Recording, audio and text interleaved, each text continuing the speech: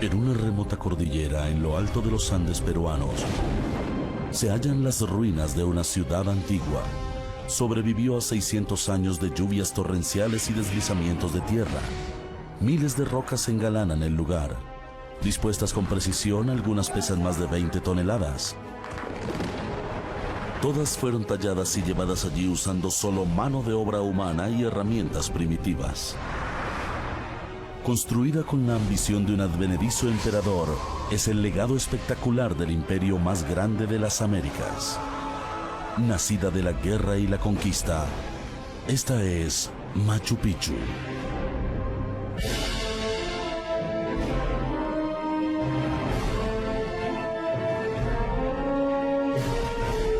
Megaestructuras antiguas. Machu Picchu. Situado en una empinada montaña de la cordillera de los Andes, se halla uno de los lugares más espectaculares en el mundo. Machu Picchu.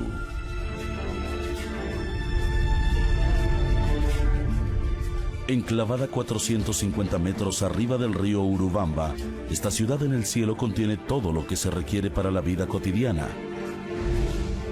Casas, campos, canales de agua en medio de paisajes impresionantes. Pero Machu Picchu no era una ciudad corriente. Esparcidas entre sus terrazas se encuentran estructuras enigmáticas, templos magníficos relacionados de alguna forma con el sol y un magno palacio de roca construido por gigantes. Estas obras proporcionan pistas interesantes de por qué alguien construiría en un terreno tan complicado.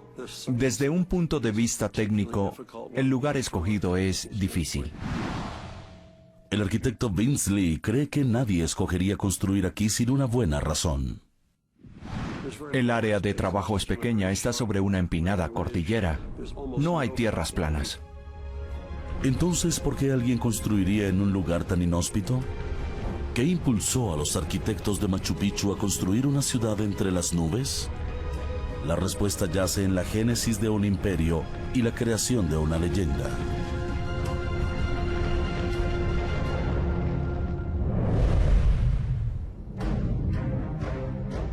Perú Central, 1438. Guerreros chanca lanzan un ataque masivo contra sus vecinos los incas.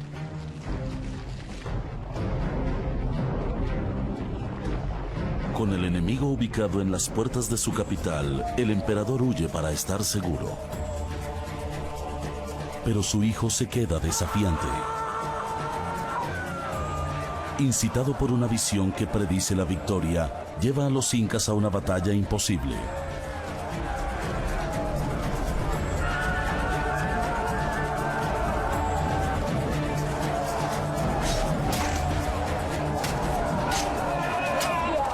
Contra todas las probabilidades, los incas vencen a los invasores y proclaman héroe a su joven líder, confiriéndole un nuevo nombre profético, Pachacuti, que significa transformador de la tierra. Pachacuti no pierde tiempo para hacerle honor a su título. Asumiendo el poder de su padre, emprende una campaña para conquistar las naciones vecinas. El poderío bélico de Pachacuti prevalece rápidamente. Durante el transcurso de su vida, labra el camino para un imperio que se extenderá a lo largo de la costa pacífica de América del Sur. Yo lo veo como el Alejandro Magno de los Andes. El autor y explorador Peter Frost rastrea la historia inca desde hace 30 años. Pachacuti fue el hombre que hizo que los incas dejaran de ser una potencia regional en el Valle de Cusco para convertirse en un imperio, el imperio más grande de las Américas. Extendiéndose desde la actual Colombia en el norte hasta Chile y Argentina en el sur, el imperio de los incas ganará la lealtad de más de 10 millones de personas. Pachacuti ordena una serie monumental de proyectos de construcción que ayudarán a que su ejército controle este inmenso territorio. Pero la ingeniería militar solo es parte del ambicioso plan del emperador. Pachacuti también idea una ciudad espectacular para demostrar su nuevo y poderoso estatus. Machu Picchu albergaba a unas 1000 personas, a pesar de estar construida en lo alto de las montañas de los Andes, a 160 kilómetros del centro de su imperio. Algunos expertos creen que fue un retiro real. El concepto predominante era que se trataba de un palacio vacacional de Pachacuti, y presidía su corte aquí durante 2 o 3 meses en el invierno. Pero Peter Frost cree que esta teoría es demasiado limitada. Competía con cualquiera en Europa: el Hampton Court de Enrique XIII, el castillo de Windsor, Versalles. Encuentro inadecuada esa idea. Para Frost, las respuestas pueden estar en las creencias espirituales de los incas. Los incas adoraban rasgos naturales del paisaje y el cielo, los honraban como dioses. Esta apreciación se extendió al emperador Pachacuti. Tenemos que recordar que el emperador inca era casi un dios. Era el líder de la religión. Se consideraba un ser semidivino o totalmente divino, el hijo del sol. Esa era su posición formal dentro del imperio inca, y por tanto mucha de su actividad debió ser religiosa. En Machu Picchu, los investigadores identificaron una combinación única de rasgos naturales que crean un fenómeno religioso conocido como Eje del Mundo, un centro sagrado. El sitio es la confluencia espiritual del cielo, las montañas y los ríos. Las montañas sagradas quedan en el área de Machu Picchu. Directamente sobre la montaña sagrada que domina el lugar, brilla la constelación conocida como Cruz del Sur, cuya orientación perfecta en otoño significa el comienzo de la cosecha.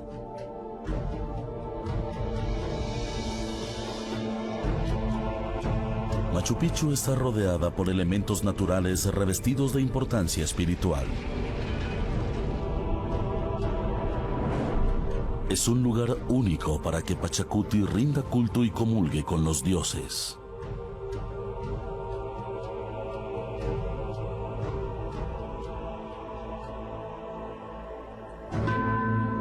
Cuando Pachacuti escoge este lugar para su retiro espiritual, sus ingenieros, simples mortales, tienen que llevar a cabo la visión de su emperador Dios. El emperador debió decir: bien, a pesar de todo, ahí es donde quiero mi palacio. Depende de ustedes deducir cómo lo hacen. Vince Lee lleva varias décadas analizando el misterio de cómo los incas movieron y trabajaron la roca. El terreno es una cordillera de roca fracturada cubierta de selva a una altitud de 2.450 metros. ¿Cómo podrían los ingenieros de Pachacuti trabajar en este lugar? ¿Cómo harían para sacar y mover toneladas de roca mediante el uso de herramientas primitivas? ¿Y cómo protegerían el lugar de las lluvias torrenciales y los terremotos que amenazaban con hacerlo deslizar hasta el río?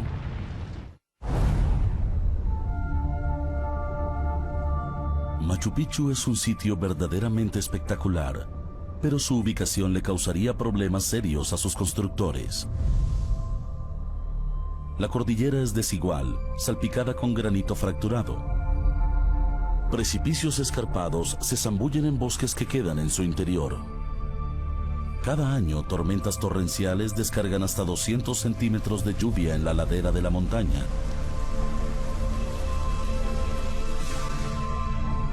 También es propensa a terremotos. En minutos, deslizamientos de tierra causados por estas condiciones podrían arrastrar la ciudad. Mientras empiezan a despejar el sitio donde quedará Machu Picchu, los arquitectos deben encontrar la manera de anclar la ciudad a un lugar diseñado por la naturaleza para rechazar a los humanos. Su espectacular solución está ahora frente a nuestros ojos. Las terrazas. Cientos de ellas talladas en las laderas.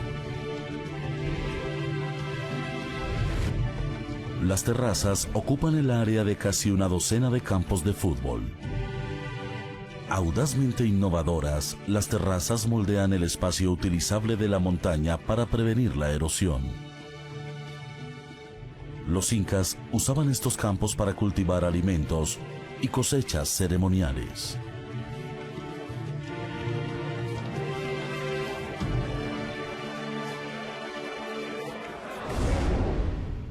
Las paredes de las terrazas también proporcionan un beneficio oculto. Durante el día absorben el calor del sol. En la noche, las paredes irradian este calor moderado en la tierra, protegiendo las cosechas. Pero las terrazas tienen una función aún más importante: reforzar la ladera que cae en una pendiente del 50%. El secreto está en el diseño de las paredes de las terrazas.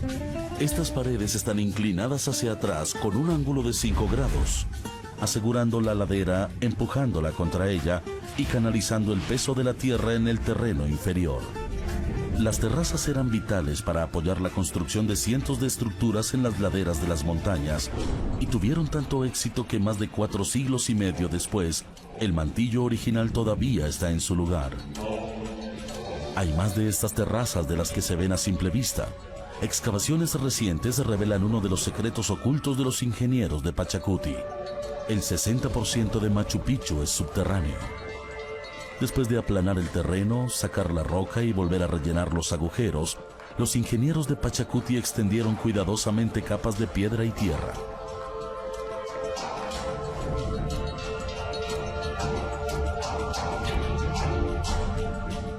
Pusieron las rocas más grandes en el fondo y luego las más pequeñas, formando un manto de casi 1 metro de espesor a medida que se acercaban a la superficie.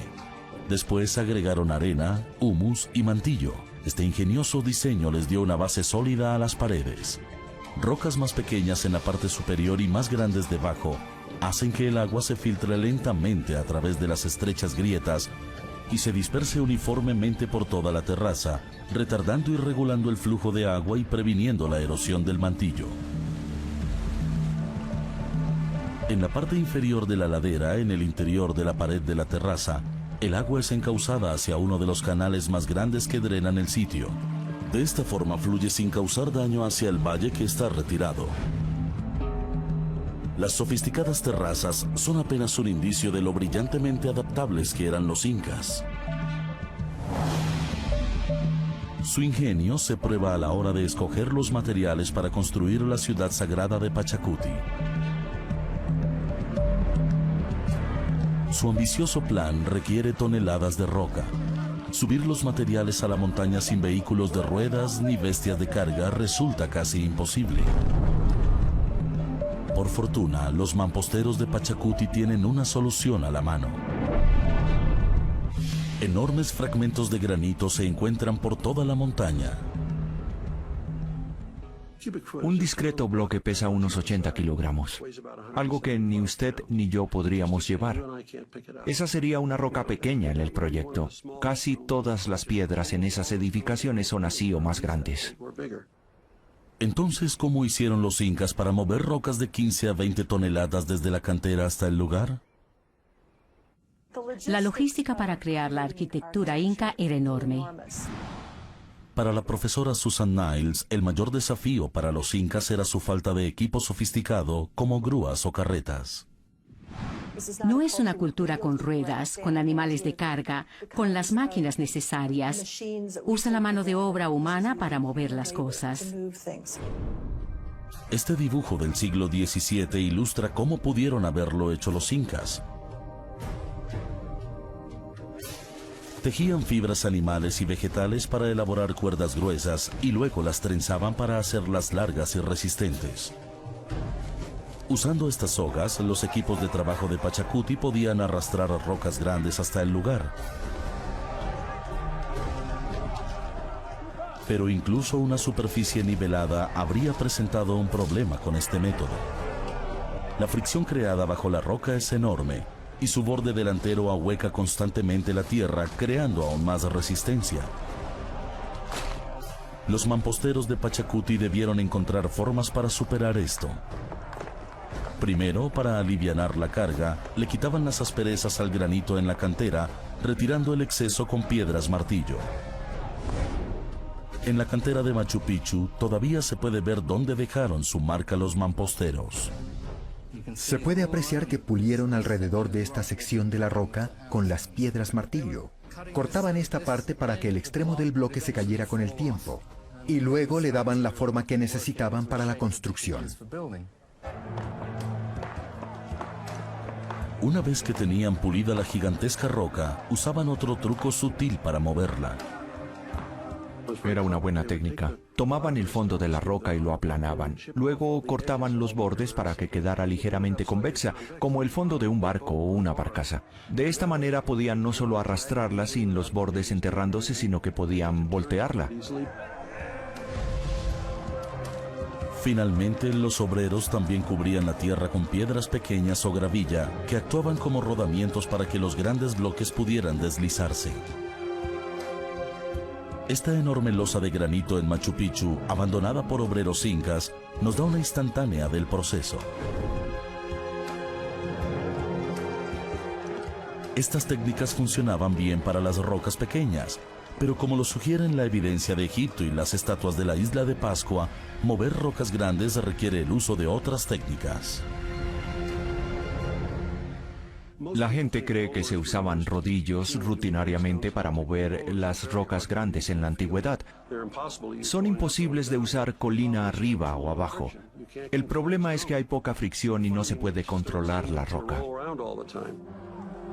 Y en la reducida área de trabajo de la cordillera, esto podía ser fatal. Construir en la montaña era como trabajar en el filo de un cuchillo. No había espacio suficiente para que docenas de hombres alaran de las sogas, sobre todo al poner las rocas en el borde del precipicio. Esto hizo que los incas buscaran formas para reducir el número de obreros requeridos para mover las grandes rocas en las laderas. Necesitaban lo que llamamos durmientes, que son como rodillos pero están fijos. No ruedan, pero a través de ellos se puede mover un trineo. Vince cree saber cómo movieron los incas las rocas por el lugar. Cree que usaron escaleras a manera de trineos. Dejaban la escalera en la tierra. La única diferencia entre esta escalera y una actual es que los peldaños sobresalen de los soportes laterales. Se coloca esta en la tierra, luego se toma una segunda escalera y se ubica sobre la primera. Encima de ellas se dispone la roca. Después, con unas palancas se puede aplicar fuerza entre los largueros del trineo corredizo que lleva la roca y la escalera que se adhiere a la tierra por la gravedad. Los egipcios hacían esto y creo que los incas también. Esta técnica les permitía a los incas mover las rocas sobre el terreno empinado y áspero. No se tenía un camino, solo las dos escaleras. Se ubica una y otra vez una escalera encima de la otra hasta cubrir el trayecto. Usando técnicas ingeniosas, los incas encontraron la forma de mover las rocas por el complicado lugar. Pero el trabajo dependería de la mano de obra. Reclutar tantos obreros podría parecer una perspectiva desalentadora. Pero para el emperador inca, este desafío es resuelto fácilmente a través de la fijación de impuestos. Los súbditos incas podrían pagar los impuestos que le debían al imperio con trabajo físico. Pronto los inspectores congregaban equipos grandes de trabajo y estos obreros ciudadanos tenían enormes ventajas sobre los esclavos. Se podía hacer que los esclavos trabajaran, pero no que lo hicieran bien. Lo único posible era tenerlos ocupados todo el día. Sin embargo, los obreros que asumían esa labor tomaban todo el tiempo para hacerlo bien, tal vez porque tenían algo más en juego. Estaban orgullosos de lo que hacían sin que sus jefes los obligaran a hacerlo.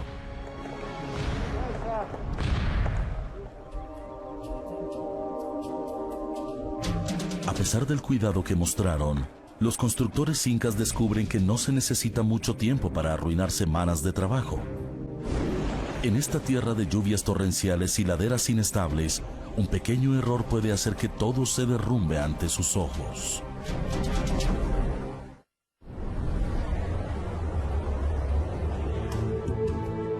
Enclavada sobre una inestable cordillera, los ingenieros de Machu Picchu se ven comprometidos en una batalla constante con la gravedad. Las terrazas construidas con tanto esmero esculpen la ladera de la montaña, apoyando la ciudad y fijándola al paisaje. Pero en las terrazas más bajas hay una ruptura en el patrón. Algo sacó de su trazado las paredes de la terraza. Otras desaparecieron bajo un manto de lodo.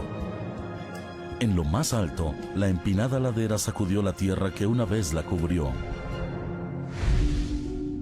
Este fue un derrumbe. La tierra cedió a lo largo de una falla natural, dañando las terrazas. Fue un evento lento pero destructivo. Se extendió 140 metros colina abajo. Pero los equipos de trabajo de Pachacuti se adaptan como siempre. Evalúan la causa, implementan un plan y reparan el daño.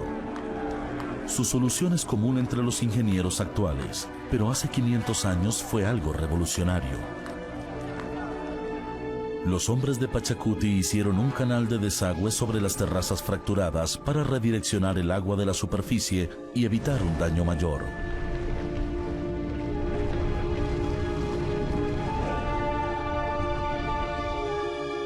No se pueden arriesgar. Si las torrenciales lluvias de la región empapan las bases, las subestructuras anegadas pueden ceder poco a poco, con resultados catastróficos. Así, construcción tras construcción, pared tras pared, los ingenieros puntúan el sitio con canales de desagüe y tubos de descarga, 130 en total.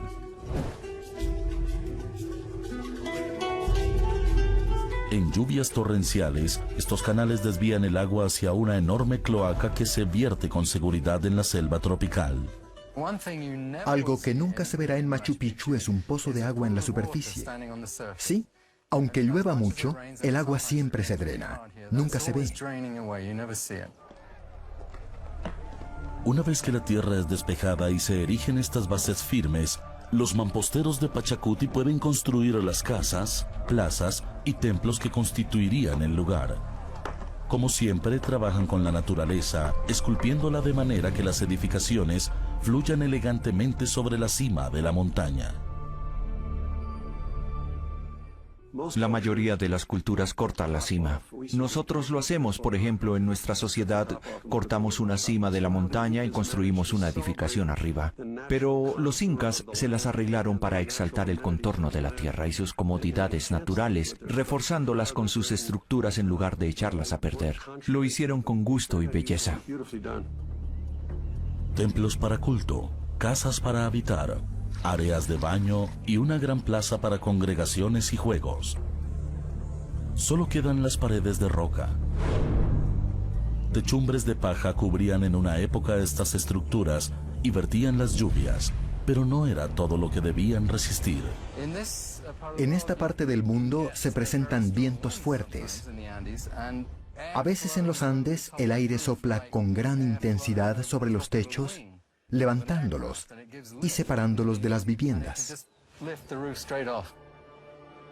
Los techos tenían que fijarse firmemente a la estructura, pero ¿cómo? Los incas tenían una soga fuerte, pero nada más.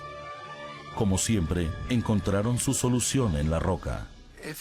Si se observa el final de la construcción, se aprecian estas clavijas o estacas de piedra. Y si se sigue la línea frontal, se pueden ver estos anillos de piedra en los extremos. Esto hacía parte del sistema para afianzar las vigas del techo y sus materiales.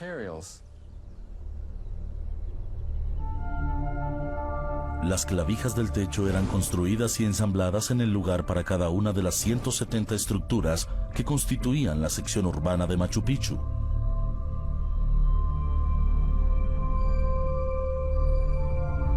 Pero el trabajo verdaderamente notable está en estos detalles, las ventanas y puertas moldeadas en roca. Estas distintivas formas trapezoides de las rocas y los marcos de las puertas y ventanas nos remontan al apogeo del poder cultural de los incas. Cada una es tallada y puesta en su lugar por mamposteros experimentados. Los obreros ensamblan las piedras sin usar cemento o morteros. Sin embargo, las uniones son tan firmes que deslumbran a los arquitectos actuales. Se escucha a las personas decir, oh, no se puede introducir la hoja de un cuchillo en la unión. No se puede introducir nada en algunos de estos lugares. La piedra solo cambia de color en la unión. Es impresionante. ¿Cómo hicieron los obreros de Pachacuti para lograr tal calidad sin herramientas de hierro? Parece un desafío imposible. Pero las piedras trabajadas encajaron con precisión.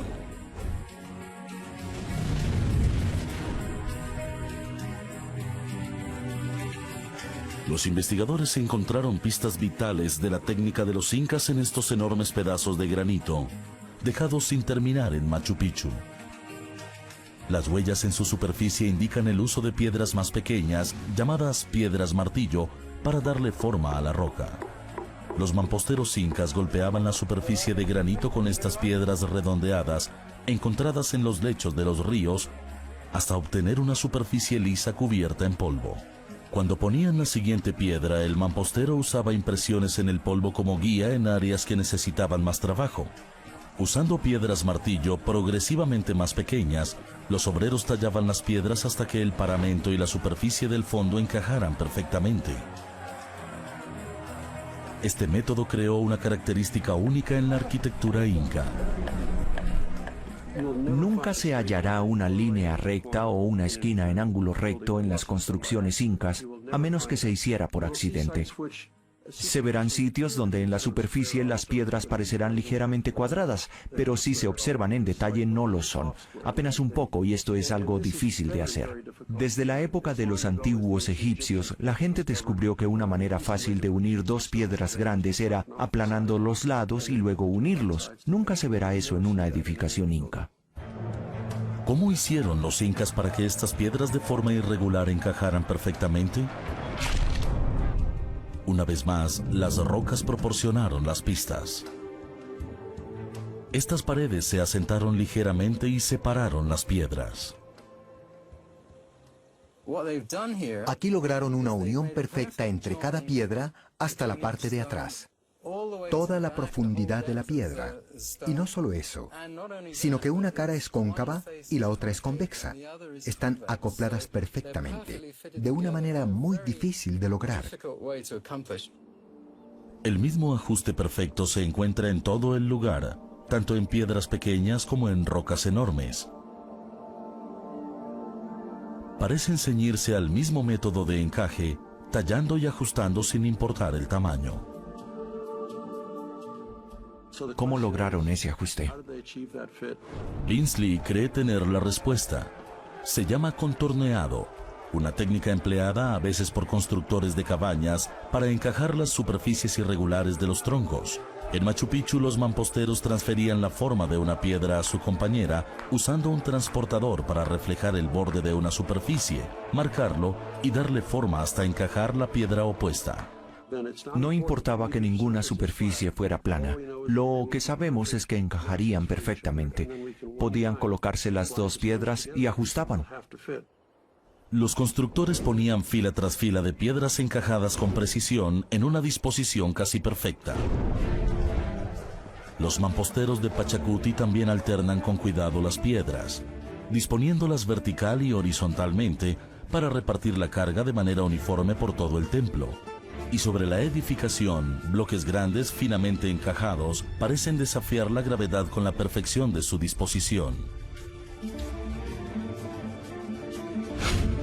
Estas extrañas proyecciones proporcionan las pistas de su construcción.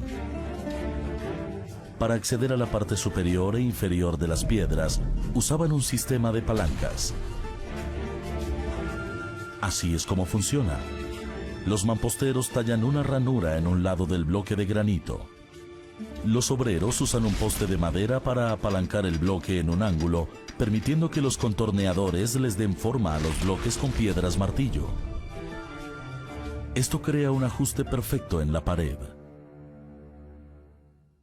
Eso requiere sostener la piedra en el aire, algo que asusta y con razón, pero yo lo hice y funciona. Los cuidadosos esfuerzos de los mamposteros de Pachacuti son evidentes en las estructuras destacadas en Machu Picchu. En la parte alta de una escalera, opuesta a un palacio, se encuentra la joya de la corona de la ciudad. Una edificación con forma única. Un cuidado extra se puso en esta estructura particular. Las paredes de la edificación tienen una forma especial. Siguen la curva del lecho de roca, creando un semicírculo.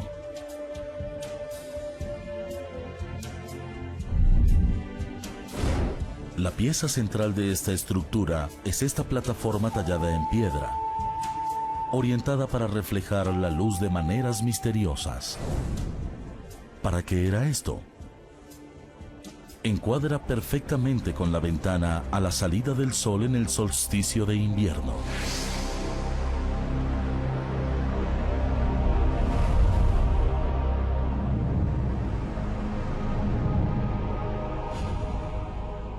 Yo lo vi. De hecho, logré tomar una de las primeras fotografías. 21 de junio de 1984. Peter Frost se levanta antes del alba y espera a que salga el sol. Al principio uno cree que no va a pasar nada porque el sol está saliendo y no hay ningún asomo de luz. De repente se materializa. Este segmento de luz toma forma y ahí está, perfectamente dividido por este corte en las piedras. Para Peter Frost, esta es evidencia de que el templo fue usado como un observatorio solar. Esto justifica las ideas de muchas personas sobre los incas y sobre lo que se hacía aquí.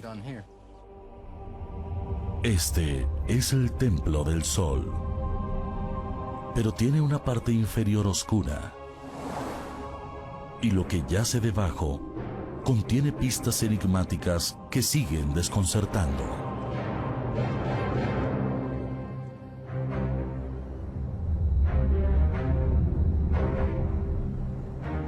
Bajo el Templo del Sol en Machu Picchu se halla esta misteriosa subestructura. Los constructores integraron la edificación en un enorme bloque redondeado de granito, un gigante de piedra que sirve como base para el templo. Es un ejemplo claro de la armoniosa arquitectura que tenían los incas. En lugar de aplanar un terreno y hacer una edificación, construían alrededor del paisaje. El paisaje hacía parte de la arquitectura. Pero ahí no acaba todo. En su interior hay un tercer aspecto, un pequeño sepulcro. Algunos lo llaman Pachamama, la Madre Tierra. Se puede apreciar que sacaron un bloque grande de piedra del borde frontal. Aquí los mamposteros de Pachacuti aprovecharon esta cueva natural, la expandieron y la adornaron con nichos tallados a mano. Labraron una característica a manera de peldaño en la piedra natural y tallaron una incrustación en forma de reloj de arena. Hicieron las uniones cuadradas y no redondeadas al estilo incaico clásico. ¿Cuál fue su propósito? Peter Frost cree saber la respuesta. El aspecto general es el de una especie de lugar ceremonial muy importante. Quizás, como se especuló, un mausoleo real donde reposaban momias. A diferencia de los faraones egipcios, los emperadores incas no se preparaban para una resurrección en la vida posterior. Entraban a otra forma de vida y seguían ejerciendo el poder sobre los eventos diarios. Las momias eran alimentadas y cuidadas. Eran invitadas de honor durante rituales y ceremonias importantes como sacrificios, donde los altos sacerdotes ofrecían metales preciosos, o en ocasiones sagradas más significantes, cuando ofrendaban las vidas de infantes.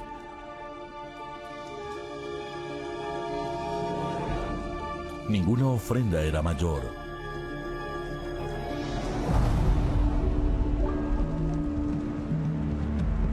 Pachacuti escogió este lugar de ritual porque estaba muy cerca de los dioses, pero para funcionar apropiadamente tendría que albergar a 1000 personas, y esas personas necesitarían agua. A una altitud de 2450 metros en una estrecha cordillera, Machu Picchu está muy arriba de la fuente más próxima, el río Urubamba, que serpentea 450 metros abajo. Pero los ingenieros de Pachacuti encontraron en este imponente paisaje el agua que necesitaban gracias a algún milagro divino. Los incas no tenían el beneficio de la visión de satélite. Si la tuvieran, habrían observado que el milagro de sus dioses era de hecho dos fallas geológicas, enormes grietas o rupturas en el granito. En algún momento la montaña entre estas fallas colapsó, deslizándose para formar el sitio de Machu Picchu. Uno de los frentes de la falla es una ladera gigante de granito fracturado. Refugiada entre las nubes, el agua lluvia resultante desciende por la pared de granito y se empoza, formando un arroyo natural descubierto por los ingenieros de Pachacuti. Para capturar el agua, los incas construyeron una pared enorme, de más de 14 metros y medio de longitud. Dejaron la piedra ligeramente separada para que el agua se empozara detrás de la pared y se filtrara bajo control en una cuenca grande. Actualmente este sistema funciona. Con el lugar a 749 metros del embalse, los ingenieros de Pachacuti construyeron un canal de agua con piedras de corte, diseñado con tal precisión que el agua fluía de manera controlada y con poca filtración. Todo lo hacían con la mayor eficiencia posible. No eran derrochadores, no perdían el tiempo, su energía o los recursos, hacían todo lo más rápido y mejor posible. Elevada en su propia terraza, el agua fluye hasta 150 litros por minuto, esquivando campos agrícolas y depósitos. Su primer destino es claramente por diseño la fuente privada del emperador inca Pachacuti.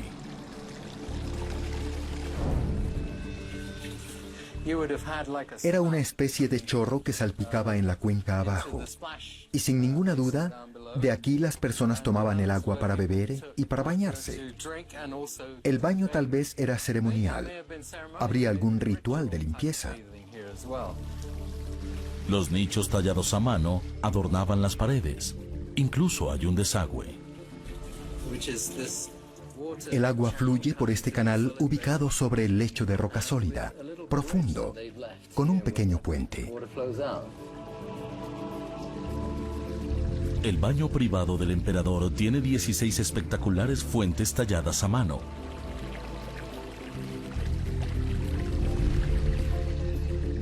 Desde aquí se abre paso a lo largo de la ciudad una sinfonía de agua y piedra. Ningún detalle se pasó por alto.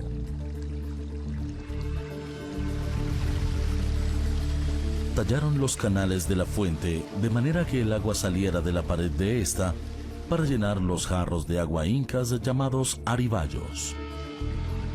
Para los incas el agua era sagrada. Al dominarla, Pachacuti demuestra sus poderes divinos para controlar las fuerzas del mundo, y su ambición no termina allí. En lo más alto de este lugar urbano se halla el punto focal del eje sagrado de Pachacuti. Controla la tierra, controla la piedra y también controla el agua. Ahora Pachacuti quiere dominar el sol.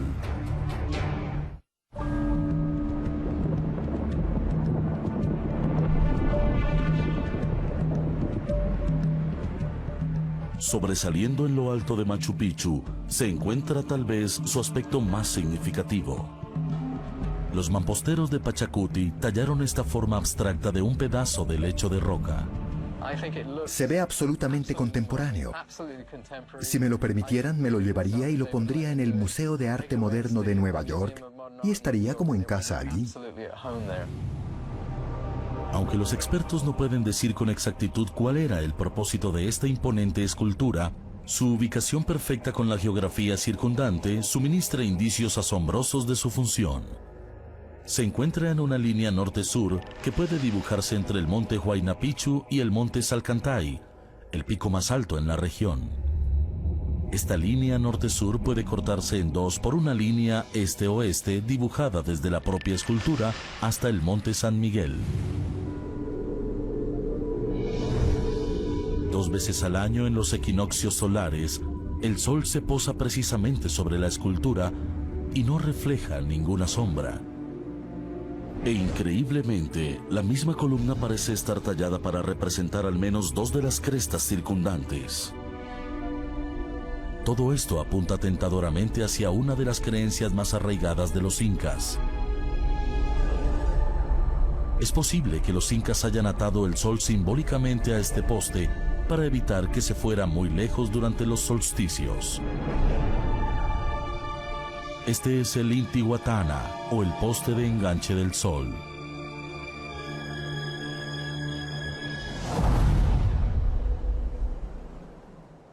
A pesar de más de 500 años de lluvias torrenciales, terremotos y deslizamientos de tierra, la casi perfección de Machu Picchu desafía la lógica.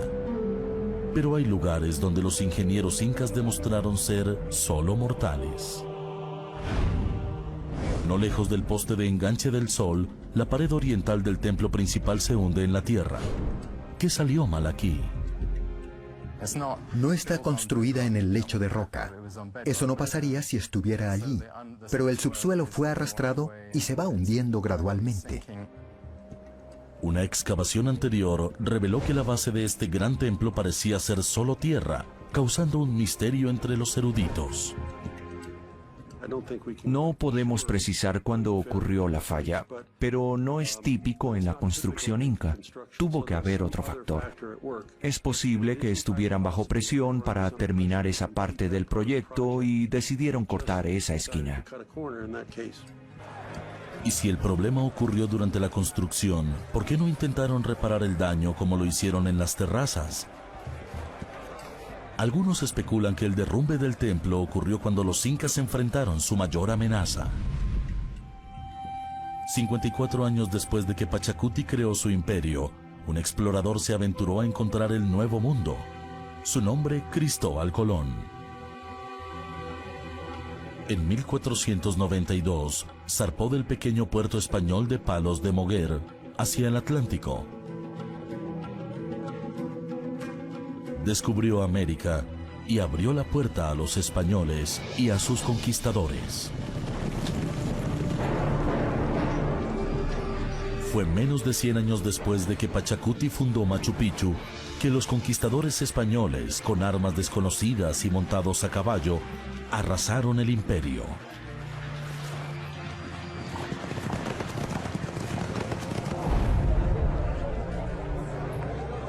Pero peor que traer cualquier ejército, y aún más catastrófico para los incas, trajeron una nueva enfermedad, la viruela. Millones murieron. El imperio inca se derrumbó. Este centro que en un tiempo bullía de gente es abandonado sin terminar el trabajo y con piedras todavía esperando unas manos que las pongan en su lugar.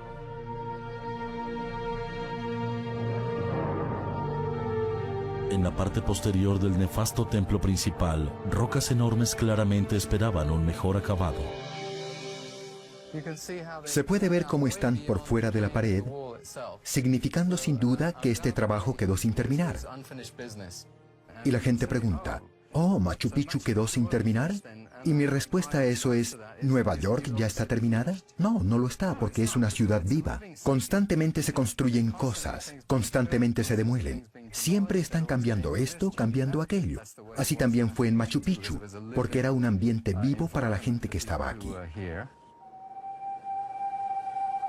Con el colapso del imperio y sus líneas de provisión, los incas abandonaron Machu Picchu y la ciudad desapareció durante 400 años.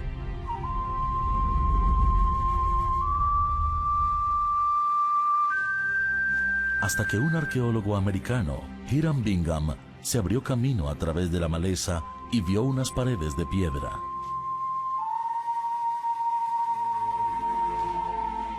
Machu Picchu, la ciudad sagrada de Pachacuti en el cielo.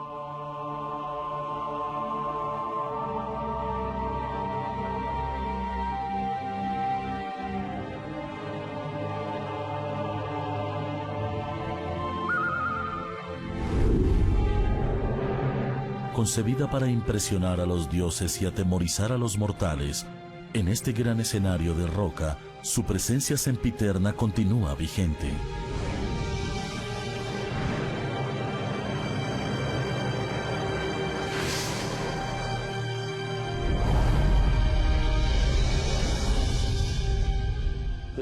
No tenían mucha tecnología, pero eran tan brillantes como nosotros ahora. Contaban con menos herramientas para trabajar, menos materiales para utilizar, pero sabían más sobre las rocas de lo que conocemos hoy. Uno de los logros más grandes de la ingeniería del mundo, Machu Picchu, permanece como Pachacuti lo imaginó. Los incas eran ligeramente dementes, brillantemente dementes. Hicieron cosas extraordinarias, cosas que nadie más habría pensado hacer, como construir esta maravillosa ciudad en la cima de una montaña. Es un monumento perdurable a la brillantez e ingenio de los incas. No sabemos cómo los obreros de Pachacuti superaron estas dificultades. Sabemos que lo hicieron porque Machu Picchu es la evidencia.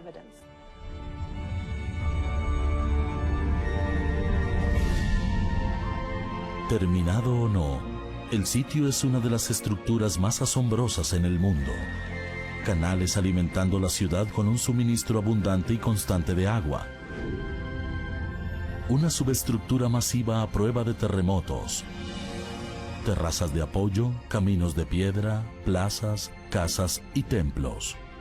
Un monumento a la ingeniería inca y a la habilidad de construir megaestructuras en los lugares más desafiantes.